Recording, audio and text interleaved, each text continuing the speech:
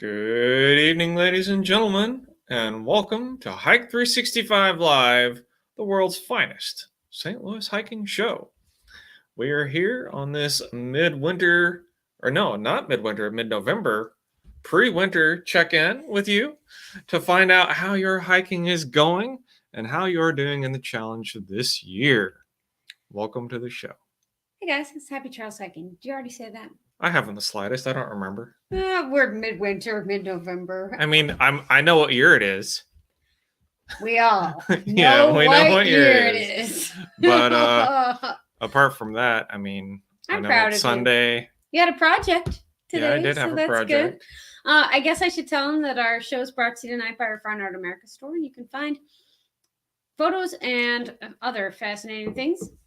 Not too many other fascinating things because all we have up there are photos. You can put on different kinds of products.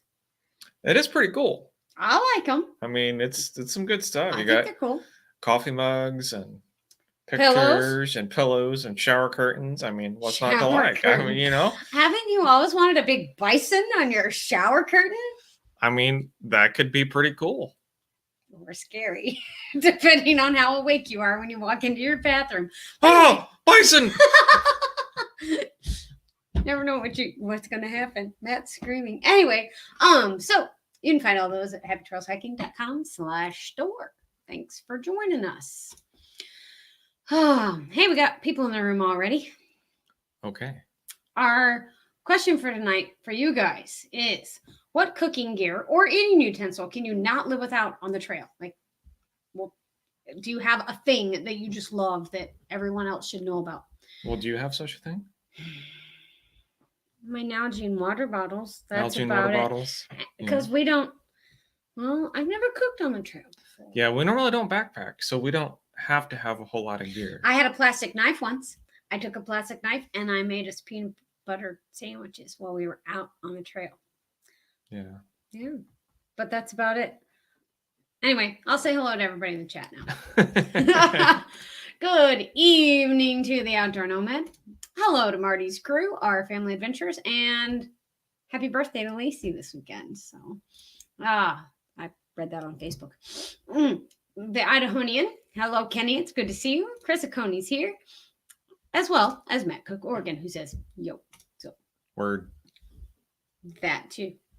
All right. People have a long plastic Wendy's spoon. I love it, Chris. It's good to get your Frosty out on the trail. No, but they gotta be useful for something other than just Frosties. For eating, I'm sure. Well, yeah, okay. Pocket Rocket butane stove. And Lacey says, thank you. And you're word, love it. Yeah, Matt has been listening to music down in the basement while he's been working on his project today. And some of the songs just kind of go, way back. Well, it's Pandora.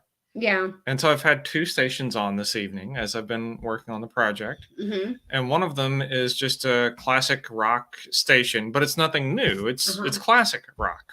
So some of them do go quite a ways back. Okay. Yeah. I was like, oh. I'm not into that newfangled stuff. None of that newfangled stuff.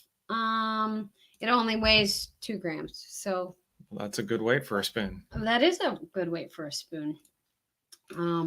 What are we flexing our outdoor gear? I have 3 machetes.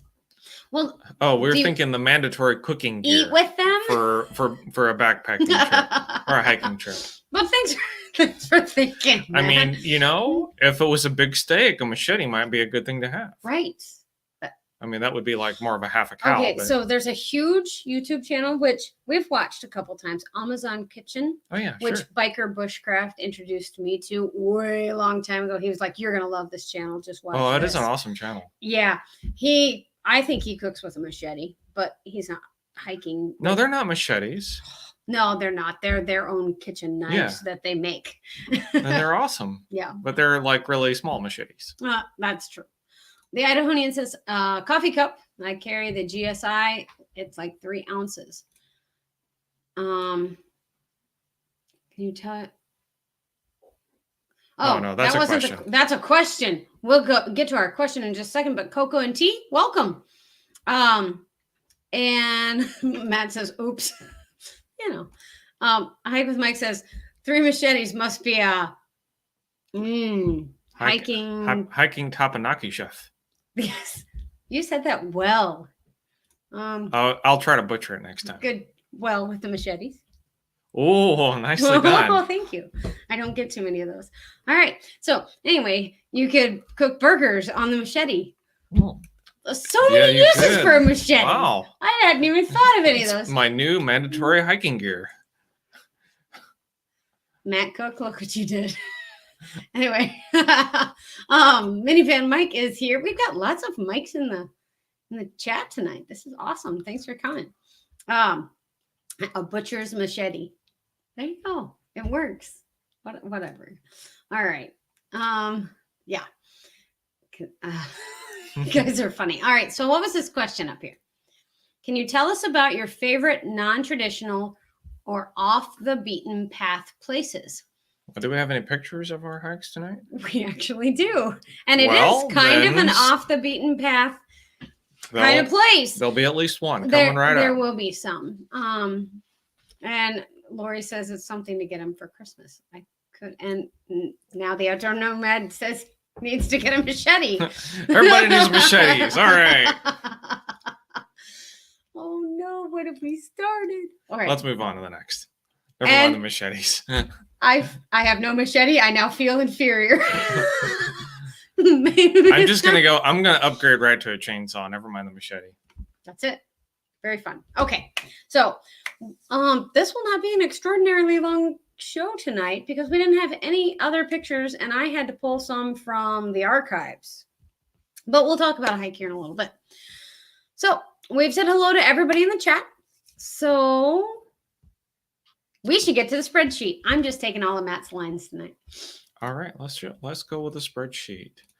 All right, now we do have a couple of new folks in the room, or at least one. Yes, at least one. So, for the newer members of the show here, we're getting towards the end of a year-long challenge in which we all decided we were going to try to hike 365 miles, 1 mile per day, oddly enough. And this spreadsheet represents our current progress. It is now week 47. And so you see the team names there in the first column. And I'm on your team. Yeah, that's right. Yes. So you got the team name first column, the current week, and miles that we've gotten this week. So let's just take a look at that part first. So Alexandria, within hiking distance, went 1 mile. Alexandra, not Alexandria. Oh, that's okay. Too many Alexandria the Great went 1 mile. She is great. And Clifton Riser went 127 miles. And Kay and I, Happy Trails Hiking, went 2.34 miles. Hike with Mike went 2 miles. Marty's Crew went 2.2 miles. Outdoor Nomad 15.2. Shannon Riser 15. For a total of 164 miles that all of us have hiked in the past week. Thanks for carrying the team, Cliff. Good job. Yes. Well, Cliff and Shannon and Steve, the Outdoor Nomad. Way to go, guys. Everybody. And then if you look over a little bit, you see the grand total column. That is what a given team has done in the year. So, for example, Happy Trails Hiking has done 442 miles this year. And our target, if we were hiking 1 mile a day, we would be at 320 miles. So then you see the last column there. That's the percentage. So where are you? What percentage do you have now against the plan? So that's how you read that. And so if you go down to the very bottom, you'll see that collectively we are at 90% of the planned miles. Woo-hoo! And Cliff got like half those by himself, but no, that's not true. That isn't but, true. At any rate, we've got a lot of miles that we've gotten in this year, and we're doing pretty good here. It's been fun. Great job, everybody. I did want to say hello to the Florida Pirate. It's good to see you. Thank you for hitting the thumbs up. And Coco and T says, it's an awesome challenge. It's not too much pressure. Yeah, that's true. We tried to make it doable for just about everybody. Our goal in the very, very beginning, which we set out 2 years ago, about this time, 2 years ago to start the Hike 365 challenge. And the goal was to promote parks and public lands. And we've done a pretty good job at doing that. So I'm excited. So Yeah. thank you So for thank you all for helping us do that. Lori says that she's just trying to get her 36.5 miles. Lori, you've got this. You've got it. I have faith you can do this. And Marty's crew says that the crew slacked off, need to pick it up before the year's end. It's been a weird year this year. So it's just been different. And everybody's kind of in a different routine.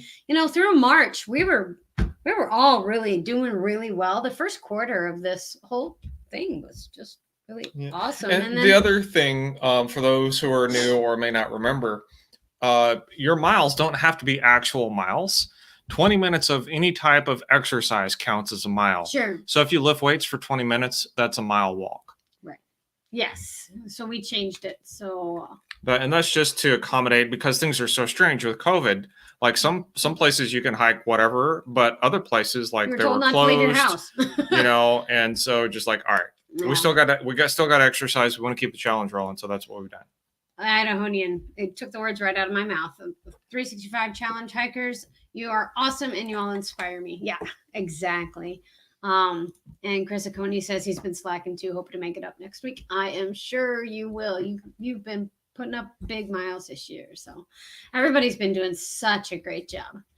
Like I said, we didn't have any pictures this week, so it will be a short show, but here is that off the beaten path place that we mentioned. Do you know where this is from? I wonder if it's Devil's whatchamacallit. That, yes. This Honeycomb. This is Devil's Honeycomb. Yes. So we are based out of Missouri, and you think of Devil's Postpile, Devil's Tower, there's another one. What's the other one? Postpile, Devil's Tower. So the Postpile is in California. Devil's Tower is the big monolith in the Black Hills, near the Black Hills. Right. There is another one, and that same formation kind of exists in the Grand Canyon of the Yellowstone. Oh, okay. Or something that sort of looks like the same geology. That's right. Anyway, so Devil's Postpile and Devil's Tower have these columns of lava that was cooled really quickly, and so it created these columns.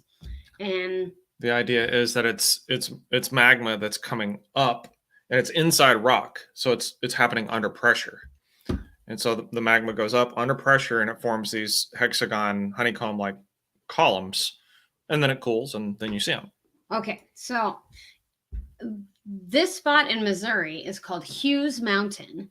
So it's a conservation area. So I won't recommend that you go hike it right now, because yesterday started hunting season here in Missouri, and it's a conservation area, and hunting is allowed in conservation areas. So if you are planning to go hiking in Missouri, it's best not to hike in conservation areas right now. But if you feel like you must hike in a conservation, wear a lot of orange. Wear a lot of orange. We're not sure of the exact rules. We just are super cautious. Right, we certainly are. But anyway, so this isn't like the erosion has happened and it's been a tower like Devil's Postpile or like Devil's Tower. These you just see little outcroppings of. Like you can see these broken columns here. And the views of the St. Francis Mountains are really pretty from here. For those of you who have seen our Johnson Shut-ins and Tom Sauk Mountains videos, this is the same north-south area, but it's a little west of there. But it's still in the St. Francis Mountains, which is where Johnson Shut-ins and Tom Sauk Mountain are. So just some really interesting rock formations. It started raining the second we got there. And we found out that there was a prescribed burn there, or that there had been a fire. And then I looked on the conservation site. Stop on this one. You can really see here the columns. Now, these are a lot smaller than the Devil's Postpile, for example, or Devil's Tower. I mean, these are like yeah, you could, like the size, maybe 2 or 3 fists in diameter, but still you can really see the column structure here. Chris Coney says Shenandoah National Park has some of those too. That's awesome to know. That is cool. And Step Van Dan is here. Hello, it's good to see you from Minnesota. Thanks for coming. Okay, what's next? Next picture. Sorry, a lot of them are kind of the same because we went back in 2016, but Trekker did get to make his appearance. So, oh yes, Trekker's happy to be in. Is he less green now? I think he is less green now. Trekker is fading. He is. And his foot's got a red mark on it, a rust spot from where he sat on a fence. That's okay. He is less green. It's all right. He's getting gray with age like me. Here we go. Anyway, but he did get to see the the honeycombs. And you can just see them all the way across there. It's just really that cool. One's neat too. And then that would be my foot. So that gives you a little sense of the size. And most of them were they're not that huge. Big. And like I said, it was raining when we got there, but I guess it stopped by the time there because there aren't any drips. I have 35 pictures here. We don't have to go through them all. What an interesting place, says Coco and Tea. And then Marty's Crew says, wow, it's really cool. You can definitely see the resemblance to the tower. Yeah. Fading is happening. Fading happens when you get older, and Trekker is aging gracefully. I'll tell him. Yes. And Hike with Mike says he likens it. Oh, nicely done. Very, very well done. Very well done. All right, go back to my Let's see. I'm not sure. They're all kind of the same. It's like a mile trail. So it's not a long trail. It is a little steep, and I think due to the prescribed burn, we had a little trouble wayfinding, but maybe that's just us.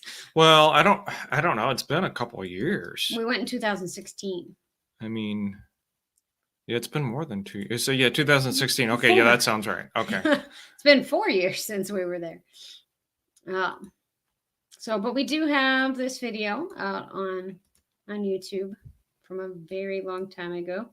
But Matt found this place or heard of it through work, I think. Yeah, I was talking hiking with one of my colleagues, and she was like, hey, you should go check out Devil's Honeycomb. I'm like, all right, that sounds good. Speaking of going to check out things, for those of you who watched our video over the last week, thank you very much for your kind comments. We had a good time taking a look at ourselves. Yeah, you got to check it out. Yeah, so go check it out. Anyway. So that is Devil's Honeycomb here in Missouri. And it is a little bit off the beaten path. It's not one of those places that everybody goes, oh, you got to go hike at Hughes Mountain. So, but it is a neat place and one that I would recommend. I think that people could hike it and it's not a hard day hike. It's just a stop on the side of the road, basically. Take your peanut butter and jelly sandwich and walk up to the top of the hill and enjoy the views. So anyway, this week we're going to have a camper video and a small vlog come out from our hike today. And that's all. Yeah, hopefully we get the camper project done. We have winterized Alf, but we still want to go camping. And I thought it would be really nice if we could figure out how to heat the black tank. And so I've got some motorcycle heating gear. One is for a seat warmer and the other is for grips. And I've got it all wired up. And I think, fingers crossed, I think we're going to be able to use it to kind of have a little heating outside of the black tank and maybe keep it from freezing. Because black tank frozen. That doesn't seem like a good idea. Would not be a good idea. There are a lot of jokes there, but I'll hold off on that. Thank you. Maybe I shouldn't have brought it up at all. Anyway, so yeah, we only have one video coming out, and I've really enjoyed just doing the one video for the last few weeks, and I hope you guys are enjoying them too. Anyway, and Lori says, don't explode Alf in heating the black tank. Copy that. Yeah. Yeah, it should not be a problem, but good idea. So yeah. Hope you guys are enjoying the just one video. We were putting out a very lot of content for a very long time, 3 to 5 videos a week, and it was stressful for me. So I'm happy to back it off a little bit, and I think we're getting out quality, the same quality, if not better quality content. And if you have something that you want to see from us that you haven't seen, or that you'd like to see, let me know. We'll see what we can do. Okay. Anyway, that would be bad. You're right. You're right. Anyway, guys, since we don't have any other pictures and we don't want to bore you with our live story or more ideas about blowing up Alf, because I don't want to do that. He's a good little camper. But anyway, we're gonna let you go. So I hope you have a great week. And until next time, remember, you are not replaceable. Take care, guys.